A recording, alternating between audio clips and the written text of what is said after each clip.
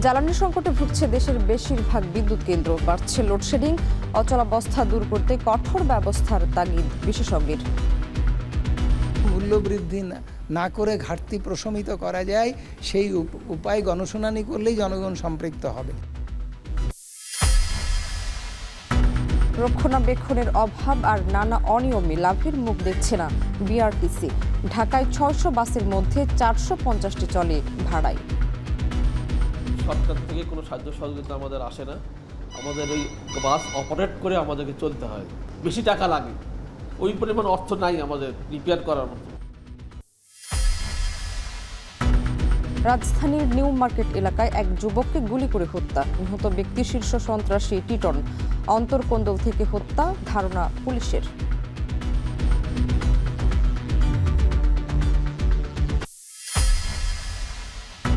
ফেনীতে ফের বন্যার শঙ্কায় লাখো মানুষ। পরপর ২ বছর ব্যাপক ক্ষতি হলেও বাঁধের স্থায়ী সমাধান হয়নি। মেরামত নিয়ে দুর্নীতির অভিযোগ। এটা ২৪ সালের আগস্ট মাসের বন্যায় ভেঙেছিল, এখন পর্যন্ত এই বাঁধটি মেরামত করা হয়নি। আমাদের গত ২ বছরের বন্যায় ক্ষতি করছে, এখনও আমাদের এই বাঁধগুলো ঠিক হয়নি। এবং পশ্চিমবঙ্গ বিধানসভার দ্বিতীয় ও শেষ দফার ভোট আজ সকাল ৭টা থেকে শুরু হয়ে চলবে সন্ধ্যা ৬টা পর্যন্ত। হাই ভোল্টেজ আসন ভবানীপুর।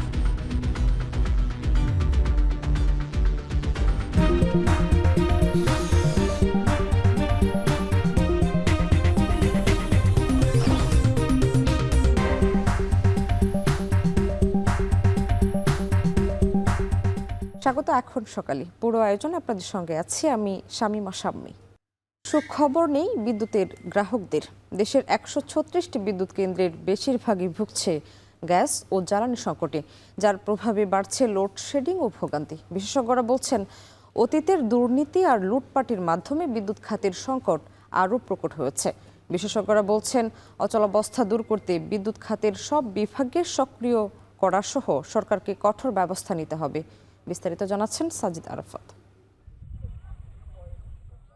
বিদ্যুৎ নিয়ে নেই কোনো সুখবর। ঘাটতি বাড়ায় ব্যাহত হচ্ছে সেচ কাজ, গরমে পুড়ছে জনপদ, ফসলের ক্ষেত। উৎপাদন সংকটে ছোট ছোট উদ্যোক্তারা। জ্বালানি সংকটে চাহিদা অনুযায়ী বিদ্যুৎ উৎপাদন করতে পারছে না পিডিবি। গ্যাস সংকট, ফার্নেস অয়েলের দাম বৃদ্ধিতে যখন বিদ্যুৎ উৎপাদন বিঘ্নিত, তখন মরার উপর খাঁড়ার ঘা হয়ে এসেছে ভারতের ঝাড়খণ্ডে আদানি পরিচালিত গোড্ডা তাপবিদ্যুৎ কেন্দ্র বন্ধের খবর। এতে ১৪৯৬ মেগাওয়াটের সরবরাহ নেমেছে ৭৫০ মেগাওয়াটে। সাথে যান্ত্রিক ত্রুটিতে ব্যাহত হচ্ছে ১২৫ মেগাওয়াট সম্পন্ন কয়লাভিত্তিক বড়পুকুরিয়ার সবশেষ ইউনিটটি। এমন অবস্থায় ৮ থেকে ১০ ঘন্টার বিদ্যুৎ বিভ্রাটে দিশেহারা উত্তরাঞ্চল সহ বিভিন্ন জেলার মানুষ। পিজিসিবির তথ্য বলছে, বর্তমানে দেশে বিদ্যুৎ উৎপাদনের সক্ষমতা প্রায় ২৯,০০০ মেগাওয়াট, কিন্তু উৎপাদন হচ্ছে গড়ে ১৪,০০০ মেগাওয়াটের মতো। তার বিপরীতে চাহিদা ১৫ থেকে ১৬,০০০ মেগাওয়াট। ফলে লোডশেডিং হচ্ছে ২,০০০ মেগাওয়াটের মতো। পিডিবি পরিসংখ্যানে দেখা যায়, দেশের মোট ১৩৬টি বিদ্যুৎ কেন্দ্রের মধ্যে বেশিরভাগ কেন্দ্রই ভুগছে গ্যাস ও ফার্নেস অয়েল সংকটে। আছে যান্ত্রিক ত্রুটিও, ফলে ব্যাহত হচ্ছে স্বাভাবিক বিদ্যুৎ উৎপাদন। এমন বাস্তবতায় গ্রামের মানুষ যখন লোডশেডিংয়ে নাজেহাল, তখন রাজধানীতে চলছে অতিরিক্ত আলোকসজ্জা। ফুটপাত থেকে মার্কেট, এমনকি বিয়েবাড়িতে আলোকসজ্জা কমাতে সরকারি নির্দেশনা মানা হচ্ছে না। এদিকে গ্যাস স্বল্পতার কারণে দেশে বিদ্যুৎ উৎপাদন ব্যাহতের কথা স্বীকার করে বিদ্যুৎ বিভাগ জানায়, বিদ্যুৎ উৎপাদনে গ্যাস সরবরাহ কমে এসেছে ৮৫ থেকে ৯০ কোটি ঘনফুটে। সম্পূর্ণ প্রাকৃতিক গ্যাসের মাধ্যমে যদি আমরা উৎপাদন করতে যাই, সেখানে আমাদের ২,০০০ MMCFD গ্যাসের প্রয়োজন হয়, কিন্তু এতটা গ্যাস জ্বালানি থেকে আমাদেরকে সরবরাহ করতে পারছে না। উৎপাদন ক্ষমতা হচ্ছে ১২,১৫৪ মেগাওয়াট, তার মানে আমরা অর্ধেকেরও কম উৎপাদন করতে পারছি গ্যাসের স্বল্পতার কারণে। জ্বালানি বিশেষজ্ঞরা বলছেন, অতীতে বিদ্যুৎ ও জ্বালানি দ্রুত সরবরাহ বৃদ্ধি আইনের আওতায় নিয়ম বহির্ভূতভাবে উচ্চ ব্যয়ে বিভিন্ন প্রকল্প হাতে নেওয়া হয়। দুর্নীতি আর লুটপাটের মাধ্যমে সংকট আরও ঘনীভূত হয়েছে বলেও অভিযোগ। অচলাবস্থা দূর করতে বিদ্যুৎ খাতের সব বিভাগকে সক্রিয় করা সহ সরকারকে কঠোর ব্যবস্থা নেওয়ার তাগিদ এই বিশেষজ্ঞের। আজকের যে চিত্র, সেটা হঠাৎ করে আকস্মিক নয়, এটা ধারাবাহিকভাবে এসছে এবং আগের সরকারের আমলে উদ্ভূত পরিস্থিতি এই সরকার ইনহেরিট করেছে, এই হচ্ছে অবস্থা। কাঠামোগতভাবে এইসব সমস্যা তারা তৈরি করে আসছে, তৈরি করে লুণ্ঠনের ক্ষেত্র তৈরি করেছে। মূল্যবৃদ্ধি না করে ঘাটতি প্রশমিত করা যায়, সেই উপায় গণশুনানি করলেই জনগণ সম্পৃক্ত হবে। পুরনো নীতি ও পরিকাঠামো থেকে বেরিয়ে জ্বালানি খাতকে মুনাফামুখী নয়, বরং বিদ্যুতের সেবা বাড়ানোর পক্ষে মত বিশেষজ্ঞদের। সাজিদ আরাফাত, এখন, ঢাকা। খাতা কলমে আছে, বাস্তবে নেই দশা বিআরটিসি বাসের। ঢাকায় বিআরটিসি 600 বাসের মধ্যে ভাড়ায় খাটে 450টি বাস। শত শত কোটি টাকা ঋণ নিয়ে কেনা এসব বাস কয়েক বছরের মধ্যে অকেজো হয়ে পড়ছে। বিশেষজ্ঞরা বলছেন, ঋণ, রক্ষণাবেক্ষণের অভাব, স্টাফ বাসে অলস বসে থাকা সহ নানা অনিয়মে লাভের মুখ দেখছে না বিআরটিসি। আরও জানাচ্ছেন মাহবুব হাসান রিপন। গাড়িগুলোর ডিজাইন বা ডেকোরেশন আরো ডেভেলপ হলে যাত্রীর জন্য আরো ভালো হয়। আধা ঘন্টা 1 ঘন্টা দাঁড়ায় থাকতে হয়। বিআরটিসি কোনো মাসে লাভ করে, কোনো মাসে লস করে। রাজধানীর প্রখর রোদে বিআরটিসি বাসের জন্য দীর্ঘ অপেক্ষা মুর্শিদ মিয়া ও তার পরিবারের। চোখে মুখে ক্লান্তি, গন্তব্য বাড্ডা। দীর্ঘ অপেক্ষার পর বাসের দেখা পেয়ে যেন স্বস্তি পেলেন। বাংলাদেশ মেডিকেল কলেজে আসছি ধানমন্ডি, এখান থেকে এখানে দাঁড়াইছি মোহাম্মদপুর রিক্সা দিয়া 1 ঘন্টা দাঁড়ায়, এরপরে এই বাসটা পাইলাম। রাস্তায় রাষ্ট্রীয় গণপরিবহনের দেখা পাওয়া যেন অনেকটা চাঁদ হাতে পাওয়ার মতো। এ নিয়ে সাধারণ যাত্রীদের মধ্যে রয়েছে চরম হতাশা। 10 মিনিট পর পর বাস ছাড়ার কথা, সেখানে 40 মিনিট 50 মিনিট এত লেট করে ছাড়ে। বাসের কোনো ভালো মতন ফ্যান নাই, কিছু নাই, খুব খারাপ অবস্থা। যেখানে সেখানে উঠতেছে নামতেছে, কোনো শৃঙ্খলা নাই, কোনো কিছু নাই। ওভারঅল যে কন্ডিশনগুলো খুবই বাজে অবস্থা, যেটা আমাদের সিটির সাথে আসলে যায় না। সারা দেশে বিআরটিসির 1150টি বাসের মধ্যে 60% শুধু ঢাকাতেই চলাচল করে। এতে করে রাজধানীর রাস্তায় খুব বেশি বিআরটিসি বাসে সংকট থাকার কথা নয়, কিন্তু তারপরও বিআরটিসি বাস স্বল্পতা নিয়ে যাত্রীদের এত অভিযোগ কেন? তথ্য বলছে, ঢাকায় চলাচল বিআরটিসি 600 বাসের মধ্যে বিভিন্ন সরকারি সংস্থা, ব্যাংক, বিমা, শিক্ষা প্রতিষ্ঠানগুলোতে ভাড়ায় খাটে 450টি বাস, যেগুলোকে তারা বলছেন স্টাফ বাস। বাকি 150 বাসের মধ্যে ঢাকা শহরের বিভিন্ন রুটে চলাচল করে 70টি, আর রাজধানীর সাথে আন্তজেলা চলাচল করে 80টি বাস। অর্থাৎ 2 কোটি মানুষের এই মেগা সিটিতে সাধারণ যাত্রী পরিবহনে বিভিন্ন রুটে রাষ্ট্রীয় এই গণপরিবহন চলে মোটেই 70টি। বিআরটিসি নীতিমালা বলছে, স্টাফ বাসের যাত্রীদের নামিয়ে দেওয়ার পর বিভিন্ন রুটে চলাচল করবে এই বাসগুলো। সরজমিনে ঢাকা বিশ্ববিদ্যালয়ে এসে আমরা দেখতে পাই এভাবেই অলস সময় পার করছে বিআরটিসির স্টাফ বাস। অথচ গত 1.5 দশকে 1298 কোটি টাকা ঋণ করে বিআরটিসির 4টি প্রকল্পের মাধ্যমে কেনা হয়েছিল এই বাসগুলো, যে ঋণ পরিশোধ করা হচ্ছে রাষ্ট্রীয় কোষাগার থেকে জনগণের ট্যাক্সের টাকায়। অথচ সেই জনগণকেই সেবা দিতে দারুণ উদাসীন রাষ্ট্রীয় এই পরিবহন সংস্থা। যাত্রী সেবায় উদাসীনতা থাকলেও বড় বড় প্রকল্প বাগিয়ে বাস কেনার ক্ষেত্রে যেন সংস্থাটি ঝুড়ি মেলা ভার, যার আবার সবগুলোই কেনা হয়েছে ঋণ করে। 1200 কোটি টাকার এই ঋণে লাইন অফ ক্রেডিটের আওতায় ভারতের কাছ থেকেই 2 ধাপে নেওয়া হয়েছিল 906 কোটি 54 লাখ টাকা। বাকি 391 কোটি টাকার ঋণ দেয় নর্ডিক ডেভেলপমেন্ট ও economic development corporation fund. Awami সরকারের আমলে মোট এই 4 প্রকল্পে বিআরটিসির বাস কেনা হয় 1568টি। মাত্র কয়েক বছরে অধিকাংশ বাসগুলোর জানালা ভাঙা, সিট ছেঁড়া, অকেজো ইঞ্জিন। এই বাসগুলো অবহেলা, অযত্নে জরাজীর্ণ অবস্থায় পড়ে আছে ডিপোগুলোতে, যেন দেখার কেউ নেই। ভঙ্গুর এই বাসগুলোর ছবি নিতে মোহাম্মদপুর বাস ডিপোতে গেলে ড্রাইভার, হেল্পার ও স্টাফরা এসে মপ তৈরির চেষ্টা করে। সবার কাছ থেকে পারমিশন নিয়ে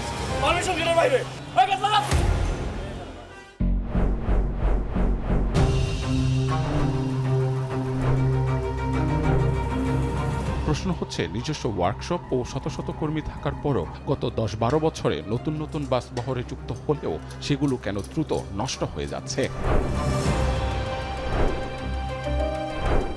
ভারতীয় লাইন অফ ক্রেডিটের আওতায় কেনা গাড়িগুলো আদৌ কি লাভজনক হতে পেরেছে?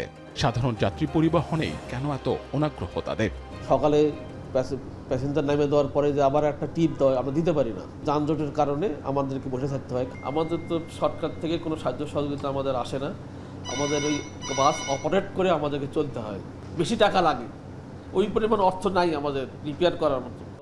বিশেষজ্ঞরা বলছেন ঋণ রক্ষণাবেক্ষণের অভাব, স্টাফ বাসে অলস বসে থাকা সহ নানান অনিয়মের লাভের মুখ দেখছে না বিআরটিসি। যখন বাসগুলি অলস বসে আছে তখন যদি সুষ্ঠুভাবে আপনি ইফিসিয়েন্সি দিয়ে পরিচালনা করতে পারেন এবং পরিচালনায় যদি স্বচ্ছতা থাকে, আয় ব্যয়ের হিসাবে যদি স্বচ্ছতা থাকে, আধুনিক সমস্ত রাষ্ট্রেই আমরা বিশেষ করে সরকারি যে পরিবহন ব্যবস্থাপনা আছে তাদের কিন্তু একটা ফ্লিট ম্যানেজমেন্ট সিস্টেম আছে যেখানে আসলে ট্রান্সপারেন্সি বা স্বচ্ছতার কোনো ঘাটতি থাকে না। সঠিক পরিকল্পনা, জবাবদিহিতা এবং কার্যকর ব্যবস্থাপনা ছাড়া বিআরটিসিকে লাভজনক ও জনবান্ধব প্রতিষ্ঠান হিসেবে গড়ে তোলা সম্ভব নয়। এছাড়া স্টাফ বাসে অতিরিক্ত নির্ভরশীলতা কমিয়ে সাধারণ যাত্রী সেবায় জোর দেওয়ার পরামর্শ বিশেষজ্ঞদের। মাহবুব হাসান রিপন, এখন, ঢাকা। মুক্তিযুদ্ধ ও রাজাকার ইস্যুতে উত্তপ্ত সংসদ। মঙ্গলবার রাষ্ট্রপতির ভাষণের উপর ধন্যবাদ প্রস্তাবে বক্তব্য রাখতে গিয়ে সংসদ সদস্য ফজলুর রহমান বলেন, মুক্তিযোদ্ধা পরিবারের কেউ জামায়াতের রাজনীতি করতে পারে না। এ বক্তব্যের প্রতিবাদ জানান বিরোধী দলীয় নেতা। এ সময় মুক্তিযুদ্ধের ইতিহাস নিয়ে জাতিকে আর বিভক্ত না করার আহ্বান জানান স্বরাষ্ট্রমন্ত্রী। আরও জানাচ্ছেন শাহাদাত অভ্র। ৭১-এর মুক্তিযুদ্ধ ও রাজাকার ইস্যুতে উত্তপ্ত জাতীয় সংসদ। মঙ্গলবার রাষ্ট্রপতির ভাষণের উপর ধন্যবাদ প্রস্তাবে বক্তব্য রাখতে গিয়ে কিশোরগঞ্জ ৪ আসনের বিএনপি সংসদ সদস্য ফজলুর রহমান বলেন, ৭১ ও ২৪-এর একটি সঙ্গে আরেকটি তুলনা করা অন্যায়। বিরোধী দলের নেতাকে উদ্দেশ্য করে তিনি বলেন, মুক্তিযোদ্ধা পরিবারের কেউ জামাতকে সমর্থন করতে পারে না। তাদের পূর্বপুরুষ বাংলাদেশ চায় নাই। আমি যে কথাটা বলতে চেয়েছিলাম, বিরোধী দলের নেতা বলেছেন উনি মুক্তিযোদ্ধা পরিবারের লোক এবং উনি শহীদ পরিবারের লোক এবং উনি জামাত ইসলাম করেন। এটা ডাবল অপরাধ। মুক্তিযোদ্ধা পরিবারের লোক কেউ জামাত করতে পারে না। আমাদের নেতা জিয়াউর রহমানকে পাইলো এরা হত্যা করতো 16ই ডিসেম্বরের আগে। ফজলুর রহমানের বক্তব্যের নিন্দা জানিয়ে বিরোধী দলের নেতা ডাক্তার শফিকুর রহমান বলেন, কে কোন আদর্শ গ্রহণ করবে এতে কেউ হস্তক্ষেপ করতে পারে না। অসংসদীয় শব্দ এক্সপান্স করার দাবি জানান তিনি। এটি আমার নাগরিক অধিকার। আমি কোন দল করব, কোন আদর্শ আমি অনুসরণ করব, এর উপর হস্তক্ষেপ করার ন্যূনতম কোনো অধিকার রাষ্ট্র কিংবা সংবিধান কাউকে দেয়নি। আমি এটার তীব্র নিন্দা জানাই। আমার আইডেন্টিটি নিয়ে প্রশ্ন করা হয়েছে, এটা গুরুতর অপরাধ করেছেন উনি। আমি অনুরোধ করব মাননীয় স্পিকার, তার এই অসংসদীয় অংশটা এখান থেকে যেন এক্সপান্স করা হয়। ভোলা ১ আসনের সংসদ সদস্য আন্দালিব রহমান পার্থ ও বিরোধী দলের নেতার পাল্টাপাল্টি বক্তব্যে পরে আরেক দফা সংসদে হট্টগোল হয়। জিয়া পরিবার থেকে মানুষকে মুক্ত করার ঘোষণা। 16 বছর জিয়া পরিবারের থেকে মুক্ত করতে শেখ হাসিনা হেলিকপ্টার দিয়ে পালিয়েছে, সাতরায় পালাবে। জিয়া পরিবারকে আমি নিশ্চিহ্ন বা এটা হাবিজাবি করতে বলেছি। I am giving challenge, where, when, how, you have to clarify. সবাই আমাকে খুব ভালোবাসে, তো এই জন্য আমাকে নিয়ে কসলায়। সংসদে মুক্তিযুদ্ধের ইতিহাস নিয়ে জাতিকে আর বিভক্ত না করার আহ্বান জানান স্বরাষ্ট্রমন্ত্রী। নতুন করে আমার মনে হয় যে মুক্তিযুদ্ধের ইতিহাসের ভিত্তিতে জাতিকে আর বিভক্ত না করি। অধিবেশনের শেষ দিকে গণভোট নিয়ে সংসদ সদস্য জোনায়েদ সাকি বলেন, জুলাই জাতীয় সনদ পুরোটাই গণভোটে যাওয়ার কথা, কিন্তু এটি 4টি পয়েন্টে আনায় জাতীয় ঐক্যমত হয়নি। তবে গণভোটের প্রশ্ন নিয়ে বিভ্রান্ত করার সুযোগ নেই বলে জবাব দেন আক্তার হোসেন। আমি দাবি করেছি, আমার দাবি মানেই তো এটা অন্যরা গ্রহণ না করলে এটা গৃহীত হয়ে যেতে পারে না। গণভোটের প্রশ্ন নিয়ে বিভ্রান্তি তৈরি করার কোনো সুযোগ নেই। শাহাদাত অভ্র, এখন, ঢাকা। রাজধানীর নিউ মার্কেট এলাকায় দুর্বৃত্তের ছোড়া গুলিতে নিহত শীর্ষ সন্ত্রাসী নাঈম আহমেদ টিটন। মঙ্গলবার রাত 8:45-টার দিকে এই ঘটনা ঘটে। এরই মধ্যে তদন্ত শুরু করেছে পুলিশ। তদন্ত শেষে কে বা কারা এবং কিভাবে এই হত্যাকাণ্ড করেছে তা জানানো হবে বলে জানিয়েছে তারা। বিস্তারিত প্রতিবেদনে। রাজধানীর সবচেয়ে ব্যস্ততম এলাকা নিউ মার্কেট। তবে মঙ্গলবার মার্কেটের সাপ্তাহিক বন্ধের দিনে জায়গাটি থাকে জনশূন্য। আর এমন সুযোগকেই কাজে লাগিয়েছে দুর্বৃত্তরা। তাদের ছোঁড়া গুলিতেই নিহত হয়েছেন শীর্ষ সন্ত্রাসী নাঈম আহমেদ টিটন। নিউ মার্কেটের 1 নম্বর গেটের সামনে এ ঘটনা ঘটে। মোটরসাইকেলে এসে 2 জন দুর্বৃত্ত প্রথমে টিটনকে গুলি করে, এরপর সাধারণ মানুষ পাল্টা ধাওয়া দিলে এলোপাতারি গুলি ছুড়ে পালিয়ে যায়, এমনটি জানিয়েছেন প্রত্যক্ষদর্শীরা। এরপর আহত টিটনকে ঢাকা মেডিকেলে নেওয়া হলে চিকিৎসকরা তাকে মৃত ঘোষণা করেন। টিটনের শরীরে মোট 7টি গুলি লাগে, পিঠে 2টি, মাথার ডান দিকে 1টি, চোখে 1টি আর হাতে 3টি। সিআইডি আসছিল তদন্ততে, সিআইডি ফিঙ্গারপ্রিন্ট করে নিয়ে গেছে, নিউ মার্কেটের দারোগা সরতাল করে নিয়ে গেছে, তো মোট 7টা গুলি। এ বিষয়ে টেলিফোনে রমনা জোনের ডিসি মাসুদ আলম জানান, মঙ্গলবার রাত 8:45টার দিকে মোটরসাইকেলে এসে খুব কাছে থেকে টিটনের মাথাসহ শরীরের বিভিন্ন স্থানে গুলি করে। তবে তাকে মারার কারণ এখনও জানা যায়নি। চলছে পুলিশের তদন্ত। শাহনিয়াজ হলের ঠিক সামনের অংশটা বটতলা বলে, এখানে রাত সন্ধ্যা আনুমানিক 8টার কাছাকাছি তো ওইখানে গুলির ঘটনা ঘটে। দুইজন মোটরসাইকেলে আসে, মোটরসাইকেলে ছিল, আর একজন সাদা ক্যাপ পরে এরকম এসে গুলি করে, সে দৌড় দেয়, পরে একটা পর্যায়ে পড়ে যায়, 2-3টা গুলি লাগছে মনে হয়। তো এইটা শোনার পরে আমরা পুলিশ যাই, গিয়ে তাকে ওই স্থানীয় লোকজনের সহায়তায় কিন্তু ওখান থেকে ঢাকা মেডিকেলে নিয়ে যাওয়া হয়। নিয়ে যাওয়ার পরে ডাক্তার মৃত ঘোষণা করে। পুলিশের ভাষ্যমতে নিহত ব্যক্তি 2001 সালের শীর্ষ সন্ত্রাসীর 23 জনের তালিকায় 2 নম্বর আসামি খন্দকার নাইম আহমেদ ওরফে টিটন। রাব্বি আল রাহিদ, এখন, ঢাকা। 2024 ও 25-এর টানা 2 বছরের বিপর্যয়কর বন্যার ক্ষত এখনও কাটেনি ফেনীবাসীর। গেল বছরের বন্যায় ভেঙে যাওয়া বাঁধের বেশ কয়েকটি জায়গায় এখনও হয়নি মেরামত। চলতি বছরও প্লাবন ও বন্যার শঙ্কায় জেলার লাখো মানুষ। টেকসই বাঁধ হয়নি, এমনকি মেরামত কাজ নিয়েও উঠেছে দুর্নীতির অভিযোগ, যদিও ভিন্ন সুর পানি উন্নয়ন বোর্ডের। বিস্তারিত জানাচ্ছেন সোলেমান ডালিম। 24-এর প্রলয়কারী বন্যা 25-এও ডুবেছে এই জনপদ। মাঝখানে পেরিয়েছে বছর, এখনও রয়ে গেছে ক্ষতচিহ্ন। কর্তৃপক্ষ বলছে কাজ হয়েছে কোটি টাকার, কিন্তু বাস্তবের চিত্র ভিন্ন।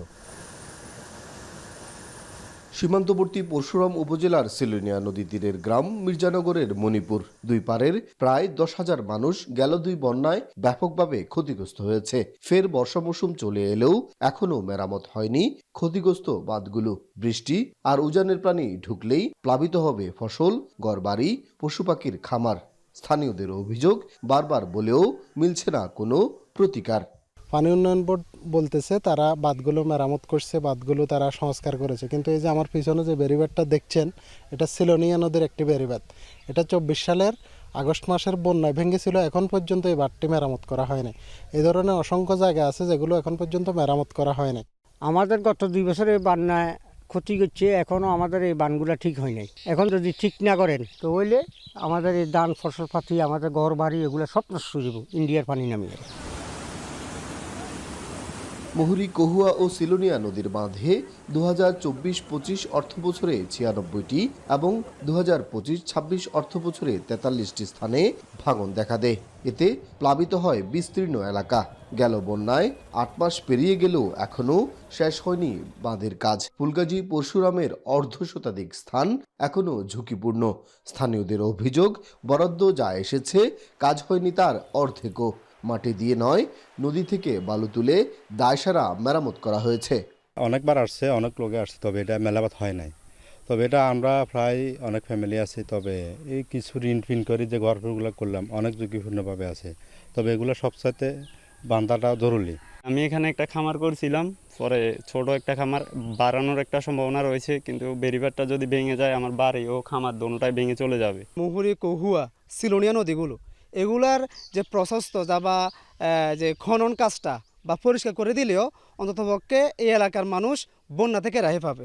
তবে পানি উন্নয়ন বোর্ডের দাবি 2024-25 অর্থবছরে 12 কোটি 81 লাখ টাকার কাজ এবং 2025-26 অর্থবছরে 6 কোটি 37 লাখ টাকার কাজ হয়েছে। এছাড়াও বিশ্বব্যাংকের বি স্ট্রং প্রকল্পের আওতায় 24.55 কিলোমিটার বাঁধ মেরামতের জন্য 30 কোটি টাকা বরাদ্দ হয়েছে। আর মুহুরী, কহুয়া বন্যা নিয়ন্ত্রণ বাঁধের জন্য 1546 কোটি টাকার প্রকল্প একনগে উপস্থাপনের সুপারিশ পেয়েছে। সরকারের প্রায়োরিটি ভিত্তিতে এটা আশা করি অল্প কিছুদিন, নেক্সট কিছু একনেকের মধ্যে এটা আমরা ইনশাল্লাহ একনেকে উপস্থাপন করতে পারবো। দেন আশা করি প্রকল্পটা পাস হয়ে যাবে। তারপরে ফেনীবাসীর যে টেকসই বাঁধের যে চাওয়াটা, এটার প্রসেস শুরু হবে আশা করি। মুহুরী, কহুয়া ও সিলোনিয়া বন্যা নিয়ন্ত্রণ বাঁধের দৈর্ঘ্য 122 কিলোমিটার।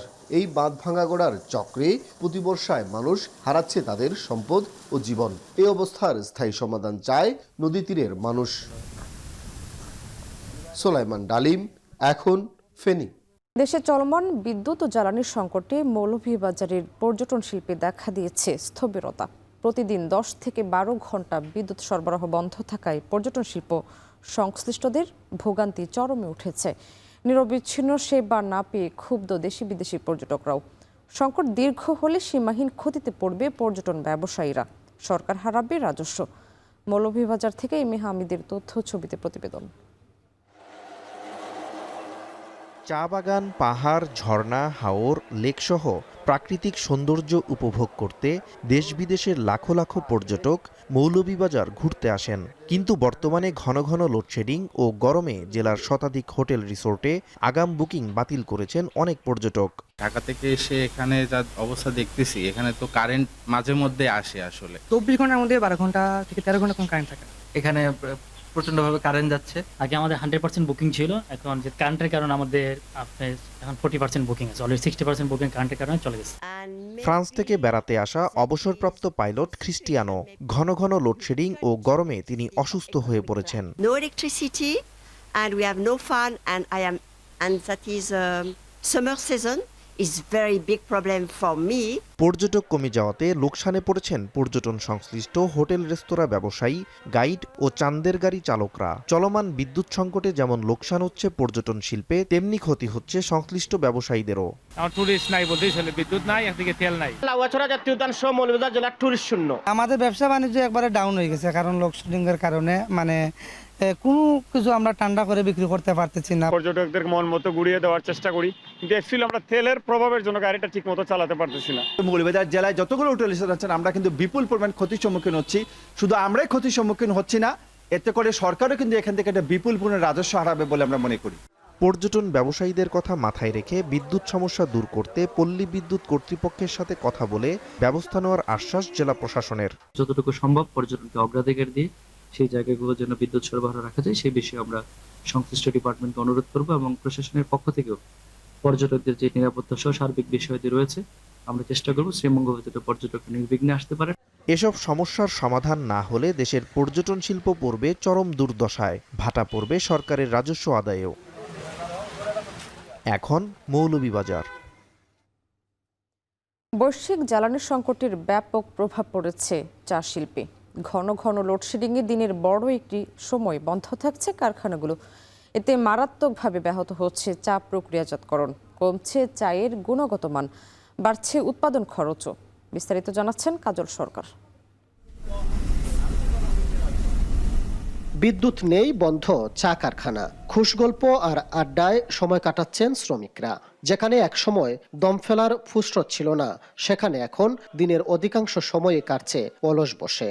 যে সময় লোডশেডিং হয়, সময় আমরা বসে থাকি, আমাদের কোম্পানি অনেক ক্ষতিগ্রস্ত হয়।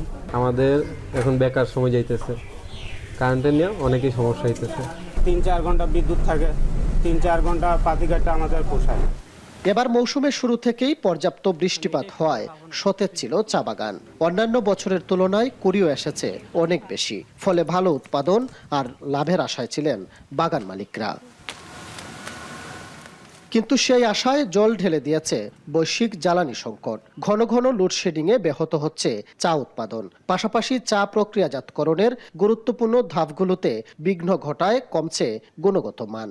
অন্যদিকে জ্বালানি সংকটের কারণে জেনারেটর দিয়ে কারখানা চালু রাখতে তৈরি হচ্ছে নতুন সংকট। জ্বালানি তেলের মূল্য বৃদ্ধিতে বাড়ছে উৎপাদন খরচ, এতে চরম অনিশ্চয়তায় পড়েছেন বাগান সংশ্লিষ্টরা। বিদ্যুৎ প্রতিদিন 7 থেকে 8 ঘন্টা থাকে না, এ থেকে আমাদের যে প্রতিদিনের যে শ্রমিকের যে ওয়েজেসটা আসে, এ থেকে তো আমাদের ভর্তুকি দিয়ে দিতে হয় এবং প্রোডাকশন যা হয় এর মধ্যে কস্টিংটা বাইরে যায়। ঘন ঘন লোডশেডিং হলে আমরা কাঁচা পাতা ভালোভাবে উইদারিং করতে পারতেছি না, এবং ম্যানুফ্যাকচারিং করার সময় আমাদের হচ্ছে গুণগত মান ধরে রাখতে পারতেছি না। আবার ডিজেলের মূল্য বৃদ্ধি পাওয়ায় জেনারেটর দিয়ে ম্যানুফ্যাকচারিং করতে গেলে উৎপাদন খরচ বেড়ে যাচ্ছে। পল্লী বিদ্যুৎ সমিতির দাবি, জেলায় বিদ্যুতের চাহিদা প্রায় 117 মেগাওয়াট, বরাদ্দ মিলছে তার অর্ধেকেরও কম। চা শিল্পের গুরুত্ব বিবেচনায় প্রতিদিন লোডশেডিংয়ের শিডিউল প্রকাশ করা হলেও অতিরিক্ত চাপে অনেক সময় তা ঠিক রাখা সম্ভব হচ্ছে না। এক্ষেত্রে বাগানগুলোকে নবায়নযোগ্য জ্বালানির উপর জোর দিতে আহ্বান জানান হবিগঞ্জ পল্লী বিদ্যুৎ সমিতির এই কর্মকর্তা। এনএলডিসি থেকে স্পেশালি কোনো বরাদ্দ আনা যায় তাহলে কিছুটা তাদের সমস্যার সমাধান করা সম্ভব। অনেক বড় ইন্ডাস্ট্রি তারা সোলার সংযোগ নিচ্ছে, সেক্ষেত্রে আমাদের যে করণীয় আছে আমরা সেইটা খুব দ্রুতই সে ব্যাপারে ব্যবস্থা নিচ্ছি। হবিগঞ্জ জেলায় ছোট বড় মিলিয়ে 23টি চা বাগান রয়েছে। দেশের মোট চা উৎপাদনের 22% যোগান আসে এ জেলা থেকে। কাজল সরকার, এখন হবিগঞ্জ। সরবরাহ কম ও পরিবহন খরচ বাড়ায় পটুয়াখালীতে সবজির দাম বেড়েছে 5 থেকে 10 টাকা পর্যন্ত। এছাড়া মরার উপর খাড়ার ঘা হয়ে দাঁড়িয়েছে খাজনা ধার্য পদ্ধতি। এসব বিষয়ে বিস্তারিত জানাতে কলাপাড়া থেকে যুক্ত হচ্ছেন জসিম পারভেজ। জসিম, জানাবেন কোন সবজির দাম কত টাকা বেড়েছে, আর সবজির দাম বৃদ্ধি নিয়ে ক্রেতা বিক্রেতারা কি বলছেন?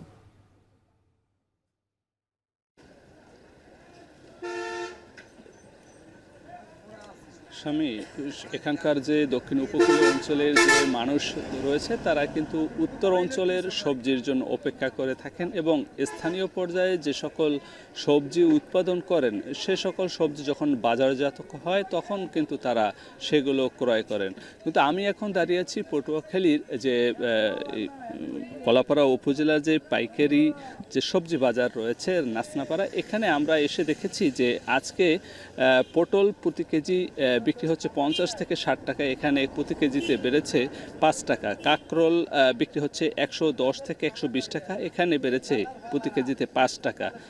চিচিঙ্গা 40 থেকে 50 টাকা, এখানে বেড়েছে প্রতি কেজিতে 10 টাকা। মিনা তরকারি বিক্রি হচ্ছে 50 টাকা প্রতি কেজি, বেড়েছে এখানে কমেছে 5 টাকা। ঢেঁড়স বিক্রি হচ্ছে 40 থেকে 50 টাকা, বেড়েছে 10 টাকা প্রতি কেজিতে। ঝিঙা বিক্রি হচ্ছে 50 থেকে 60 টাকা, বেড়েছে 5 টাকা কেজিতে। বরবটি 50 থেকে 60 টাকা, বেড়েছে 10 টাকা প্রতি কেজিতে।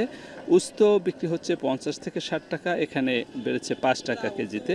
গাজর 40 থেকে 50 টাকা বিক্রি হচ্ছে, বেড়েছে 10 টাকা কেজিতে। টমেটো বিক্রি হচ্ছে 60 থেকে 70 টাকা, এখানে বেড়েছে প্রতি কেজিতে 10 টাকা।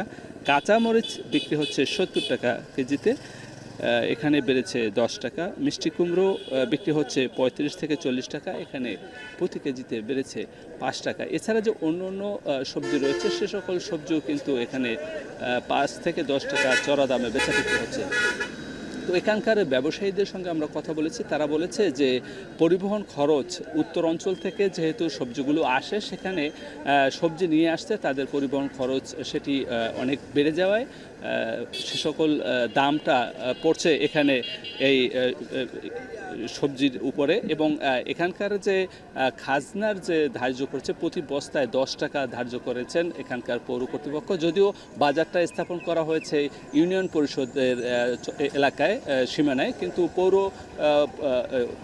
এলাকায় অন্তর্ভুক্ত করে তার খাজনা আদায় ব্যবসায়ীরা স্বস্তিতে নেই এমনটি আমাদেরকে জানিয়েছে। এই ছিল আমার কাছে সবশেষ সামনে। পটুয়াখালী থেকে সবজি বাজারের খবর জানাচ্ছিলেন জসিম পারভেজ। ভারতের পশ্চিমবঙ্গ বিধানসভার দ্বিতীয় ও শেষ দফার ভোট গ্রহণ আজ। এই দফায় ভোট হচ্ছে রাজ্যের 142টি আসনে। তবে সবার আগ্রহের কেন্দ্রে ভবানীপুর। এখান থেকে লড়ছেন মমতা বন্দ্যোপাধ্যায় ও বিজেপি নেতা শুভেন্দু অধিকারী। চলছে চুলচেরা বিশ্লেষণ, আরও জানাচ্ছেন দীপক দেবনাথ। 1951 সালে ভবানীপুর আসনটি গঠন হয়, পরে 1962 সালে এর নাম পরিবর্তন করে হয় কালীঘাট। 2009 সালে পুনরায় ভবানীপুর আসনটি গঠিত হওয়ার পর থেকে একচ্ছত্র আধিপত্য বিস্তার করে আসছে তৃণমূল কংগ্রেস। রাজ্যে পরিবর্তনের হাওয়ায় পশ্চিমবঙ্গে সবার নজর এখন এই ভবানীপুর আসনে। এই আসনে তৃণমূলের প্রার্থী দলটির সভানেত্রী ও রাজ্যের মুখ্যমন্ত্রী মমতা বন্দ্যোপাধ্যায়, তার বিরুদ্ধে লড়ছেন রাজ্য বিজেপির বিরোধী দলীয় নেতা শুভেন্দু অধিকারী। 2021 সালের নির্বাচনে নন্দীগ্রামে এই শুভেন্দুর কাছেই হেরে গিয়েছিলেন মমতা। এবার শুভেন্দুকে পরাজিত করে নন্দীগ্রামের হারের প্রতিশোধ নেবেন মমতা, এমনটাই প্রত্যাশা তৃণমূলের সমর্থকদের। দিদি আছে, দিদি জিতবে। চাকরি অনেক আছে, স্কোপ অনেক আছে, আমাদের শিক্ষার দিক দিয়ে আমরা এগিয়ে আছি। আমরা দিদির লোক মমতা, মানে আমি এখানে শ্বশুরবাড়ি আমার, যেখান থেকে দেখছি তো দিদি সবকিছু দেখছি। দিদির ভক্ত, আমরা দিদি ভক্ত। দুবাই দিয়ে এসেছি, দুবাই দিয়ে দিদিকে ভোট দেওয়ার জন্য। 2011 সালে প্রথমবারের মতো ভবানীপুর আসনে জয়ী হয়ে মুখ্যমন্ত্রী হন মমতা। এরপর 2016 সালে বিধানসভা নির্বাচনেও বিপুল ভোটে জয় পান তিনি। মমতা শুভেন্দুর পাল্টাপাল্টি চ্যালেঞ্জে এবার সরগরম ভবানীপুর। এক ভোট হলেও ভবানীপুর আসনে শুভেন্দুকে পরাজিত করবেন বলে প্রত্যয় জানিয়েছেন মমতা। তিনি বলেন, তার ধর্ম, বর্ণ, কর্ম সবই এই ভবানীপুর থেকেই। আমি আমার নমিনেশন যেমন ফাইল করলাম, আমি চাই আমার ভবানীপুর কেন্দ্রের সাথে সাথে 294টা কেন্দ্রেই আমাদের তৃণমূল কংগ্রেস এবং জোড়া ফুল তাদের প্রত্যেকটা প্রার্থীকে ভোট দেওয়ার জন্য আমি বাংলার মানুষকে অভিনন্দন জানাবো। এখান থেকেই আমার সবকিছু, এবং তাই ভবানীপুরের মানুষদের আমার ধন্যবাদ, আমার নমস্কার, আমার সালাম। অন্যদিকে মমতাকে তার কঠিন প্রতিদ্বন্দ্বী মনে করছেন না শুভেন্দু অধিকারী। এবারও বিশাল ব্যবধানে জয়ী হবেন বলেও প্রত্যাশা তার। মিনিমাম 25,000 ভোটে আমি জিতবো। He is not my competitor, he is not my counter. আমি ওর সম্পর্কে কোনো কথা বলবো না পুরো নির্বাচন। নন্দীগ্রাম আন্দোলন, তার সঙ্গে শুভেন্দু অধিকারীর ভূমিকা সবাই জানে।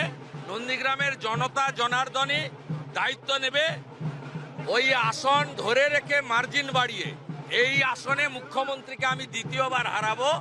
ভবানীপুরের ভোটাররা মমতা শুভেন্দুর লড়াইকে ভারত পাকিস্তান ক্রিকেট ম্যাচের লড়াইয়ের সাথেও তুলনা করেছেন। এটা বলা যাচ্ছে না যে কে জিতবে। দিদি তো দিদির গড় এটা, আর সেখানে শুভেন্দুদা দাঁড়িয়েছে, বলা মুশকিল। দিদির চান্স বেশি, জোর লড়াই হবে। কেন অন্য কেউ দাঁড়ালে এটা হতো না, শুভেন্দুদা দাঁড়িয়েছে, হবে। আমি বলবো যে পরিবর্তন দরকার, একদম 100%। অনেক দেখেছি 15 বছর ধরে, আর না, এবার নতুন দেখি। আর কত খারাপ হবে, পাল্টে দেবো। তবে অন্যান্য আসনের মতো ভবানীপুরেও ভোটার তালিকা সংশোধন নিয়ে রয়েছে বিতর্ক। তৃণমূলের দাবি এখানে 51,000-এরও বেশি নাম বাদ পড়েছে। অন্যদিকে বিজেপির দাবি পরিচ্ছন্ন ভোটার তালিকার পর ভোটের লড়াইয়ে এগিয়ে আছে তারা। কেউ বলছেন দিদি আর কেউ বলছেন দাদা। একদিকে এই ভবানীপুর আসনে তৃণমূলের প্রার্থী মুখ্যমন্ত্রী মমতা ব্যানার্জি, এবং অন্যদিকে তার প্রধান প্রতিপক্ষ বিজেপির শুভেন্দু অধিকারী। এই কেন্দ্রে কে শেষ আসে আসবে তা জানা যাবে আগামী 4 মে। দীপক দেবনাথ, এখন কলকাতা। বিধানসভার নির্বাচন নিয়ে সবশেষ জানাতে কলকাতা থেকে যুক্ত হচ্ছেন দীপক দেবনাথ। দীপক, ভোটের পরিবেশ কেমন দেখছেন, আর ভোটার উপস্থিতি কেমন, আর নিরাপত্তা ব্যবস্থা কতটা জোরদার করা হয়েছে?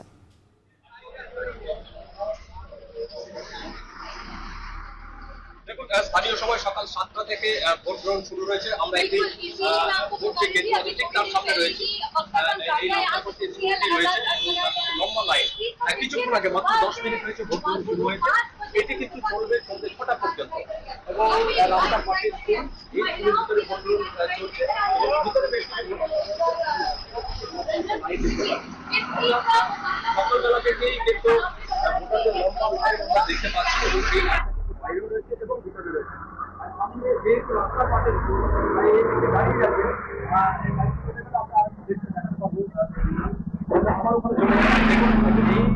লম্বা লাইন দেখে বোঝা যাবে যে ভোটাররা কতটা উৎসাহ নিয়ে এখানে এসছেন।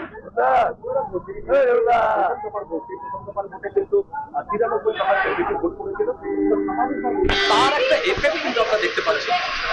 কারণ যেটা বলছিলাম যে 93% বেশি ভোট করেছিল, তো তার একটা এফেক্ট। এবং এই যে সেকেন্ড ম্যাচের মধ্যে 142টি আসলে ভোট দেওয়া হবে, যার মধ্যে একটি আসলে এবং এখান থেকে লম্বা লাইন, এবং প্রথম ভোটে ভোট করেছে সেখান থেকেও কিন্তু দ্বিতীয় দফার যারা ভোটার আছে তারা কিন্তু যথেষ্ট উৎসাহী হয়েছে, এবং উৎসাহী হয়ে কিন্তু তারা এখন ভোট দিতে এসেছে। এবং আপনাদের জানি না যে এই যে দফা, এই দফায় কিন্তু নিরাপত্তা ব্যবস্থা যথেষ্ট আটক করা হয়েছে, এবং ভিতরে যেরকম কেন্দ্রীয় বাহিনী রয়েছেন, এবং কিছুক্ষণ আগে এই রাস্তা দিয়ে, অর্থাৎ এই যে কেন্দ্রটি আছে এই কেন্দ্রের পাশ দিয়ে একটা সাজোয়া গাড়ি গিয়েছে, যেটাকে বুলেটপ্রুফ গাড়ি বলা হয়। তো স্বাভাবিকভাবে নির্বাচন কমিশন দেখছে যে নির্বাচন কমিশনের মূল লক্ষ্যই হচ্ছে যে এই যে নির্বাচন, সেই নির্বাচনে যাতে কোনো রকম অশান্তি, কোনো রকম সহিংসতা যাতে না হয়। এবং আমরা প্রথম দফা দেখেছি যে সেখানে বেশ কিছু বিক্ষিপ্ত সংঘর্ষ হয়েছে, সহিংসতার ঘটনা। নির্বাচন কমিশন চাইছে যে সেই যে সহিংসতা হয়েছে প্রথম দফায়, সেটাও যাতে দ্বিতীয় দফায় না হয়, এবং সেই লোককেই কিন্তু আজকে আমরা সকালবেলা থেকে দেখছি যে বিভিন্ন যে সমস্ত ভোট গ্রহণ কেন্দ্র আছে সেখানে কিন্তু তার বাইরে কিন্তু কেন্দ্রীয় নিরাপত্তা আছে, পাশাপাশি রাজ্য পুলিশের যারা সদস্য আছে তারাও কিন্তু বেশ কিছুটা দূরে তারা মোতায়েন করেছে এবং সেখানে 100 যে ভোট গ্রহণ কেন্দ্র আছে সেখান থেকে কিন্তু 100 মিটার দূরে একটা লক্ষণ রেখা বা একটা মার্ক করে দেওয়া হয়েছে যে তার ভিতরে যাতে ভোটার ছাড়া অন্য কোনো মানুষ সবাই যাতে জমায়েত না করতে পারেন।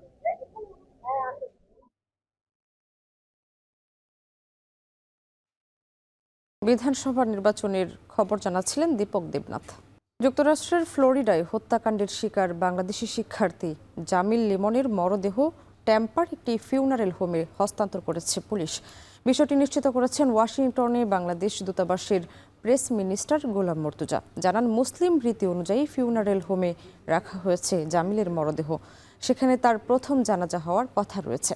এরপর টিকিট পাওয়া সাপেক্ষে যত দ্রুত সম্ভব দেশে পাঠানো হবে জামিলের মরদেহ, যার খরচ বহন করবে বাংলাদেশ সরকার। পুরো বিষয়টি সমন্বয় করছেন মায়ামির বাংলাদেশ কনসাল জেনারেল। নিখোঁজের কয়েকদিন পর গেল সপ্তাহে একটি ব্রিজের নিচে সন্ধান মেলে জামিলের লাশের। একই সঙ্গে শিক্ষার্থী বৃষ্টির মৃত্যুর বিষয়টি নিশ্চিত করে পুলিশ। অভিযুক্ত হিশাম সালিকে নেওয়া হয়েছে কারাগারে। চলমান যুদ্ধ ও সহিংসতার জেরে বিশ্বব্যাপী সামরিক ব্যয় বেড়েছে প্রায় 3%। তালিকার শীর্ষে থাকা যুক্তরাষ্ট্র, চীন ও রাশিয়ার সম্মিলিত ব্যয় বিশ্বের মোট ব্যয়ের অর্ধেকের বেশি। সামরিক ব্যয় সবচেয়ে বেশি বেড়েছে ইউরোপে 14%। অন্যদিকে আগের বছরের তুলনায় যুক্তরাষ্ট্রে কমেছে সামরিক ব্যয়। আরও জানাচ্ছেন তানফির জনি। টানা 11 বছর ধরে বিশ্বজুড়ে বাড়ছে সামরিক খাতের ব্যয়। 2025 সালে গোটা বিশ্বে সামরিক খাতে ব্যয় হয়েছে প্রায় $2,90,000 কোটি, যা আগের বছরের তুলনায় 3% বেশি। বিশ্বজুড়ে চলমান যুদ্ধ, অনিরাপত্তা এবং সামরিক শক্তি গড়ে তোলার প্রতিযোগিতায় রেকর্ড মাত্রায় বেড়েছে এই ব্যয়। 2026 সাল এবং এর পরেও তা অব্যাহত থাকবে বলে শঙ্কা জানিয়েছে Stockholm international piece research institute. সামরিক ব্যয়ের শীর্ষে রয়েছে যুক্তরাষ্ট্র, চীন ও রাশিয়া। গেল বছর দেশগুলোর সম্মিলিত ব্যয় ছিল $1,48,000 কোটি, যা বিশ্বের মোট সামরিক ব্যয়ের 58%। 2025 সালে সামরিক খাতে সবচেয়ে বেশি ব্যয় করেছে ইউরোপ। রাশিয়া, ইউক্রেন সহ পুরো মহাদেশে সামরিক ব্যয় বেড়েছে 14%। চতুর্থ স্থানে থাকা জার্মানির সামরিক খাতে ব্যয় বেড়েছে 24%-এর বেশি। এক্ষেত্রে কিছুটা ব্যতিক্রম বিশ্বের শীর্ষ ব্যয়কারী দেশ যুক্তরাষ্ট্র। ইউক্রেনের নতুন কোনো সামরিক সহায়তা বরাদ্দ না করায় 1 বছরের ব্যবধানে মার্কিন সামরিক ব্যয় কমেছে 7.5%। তবে এই ধারা বেশি দিন টিকবে না বলে মত বিশ্লেষকদের। এরই মধ্যে চলতি বছরে $1,00,000 কোটি বেশি সামরিক বরাদ্দ অনুমোদন করেছে কংগ্রেস, যা পাশ হলে 2027 সালে এই ব্যয় দাঁড়াবে $1.5 কোটি। এদিকে উত্তেজনা অব্যাহত থাকলেও মধ্যপ্রাচ্যের সামরিক ব্যয় বেড়েছে মাত্র 0.1%। ইরানে 5.5% এবং ইসরায়েলে প্রায় 5% সামরিক ব্যয় কমেছে। যদিও 2022 সালের তুলনায় ইসরায়েলি সামরিক ব্যয় এখনও 97% বেশি। এদিকে তুরস্কের সামরিক ব্যয় বেড়েছে 7.2%। ওশেনিয়া এবং এশিয়া অঞ্চলের সামরিক ব্যয় 8.5% বেড়ে দাঁড়িয়েছে $68,000 কোটি, যা 2009 সালের পর সর্বোচ্চ বৃদ্ধি। এই অঞ্চলের মূল চালিকা শক্তি চীন। 3 দশক ধরেই সামরিক ব্যয় বাড়াচ্ছে দেশটি। 2009 সালের পর বিশ্বের মোট জিডিপির অনুপাতে সামরিক খাতে ব্যয় চলতি বছরে সর্বোচ্চ পর্যায়ে পৌঁছেছে। বিশেষজ্ঞদের মতে এসব সূচক বার্তা দিচ্ছে বৈশ্বিক অনিশ্চয়তা মোকাবেলায় অস্ত্র কেনার হিড়িক পড়েছে দেশে দেশে। তানভীর জানি, এখন বিশ্ব। এই ছিল এখন সকালে। এখন টেলিভিশন ওয়েবসাইটে দেখতে ভিজিট করুন www.এখন.tv। এছাড়াও ফেসবুকে দেখুন facebook.com/tv.এখন এবং ইউটিউবে এখন টেলিভিশন দেখতে ভিজিট করুন youtube.com/c/এখন tv।